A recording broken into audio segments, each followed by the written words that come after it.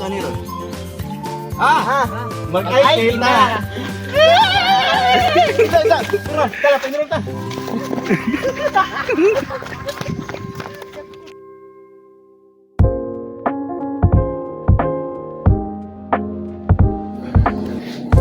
Good morning, sir. Pili mo ta na sa IT nga program, sir. Yes. Ano nga? Unsay gusto mo makahibalo unsay naa sa IT nga program kay mo gina-decide na mo sir na may enroll ng Okay.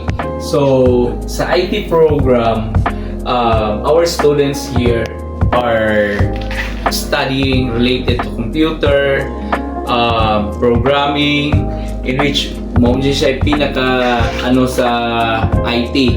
Then, they are also studying about editing, multimedia, mobile applications.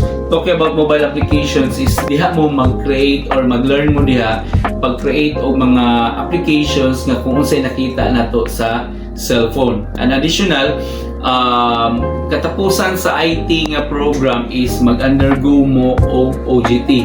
So unsa nang OJT?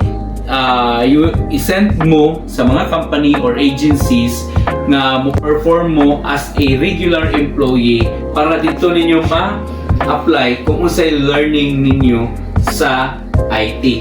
So, sa IT program, pag abot na sa katapusan nila sa OJT is we are advising them to have their OJT on the agencies related to IT. Kaya para ma-practice yun nila, though students pa sa hinahinay na practice ang ilahang IT, then sa pag-troubleshoot computer, pag-assign sa task nga mag-create ng mga system, ani nga mga agency.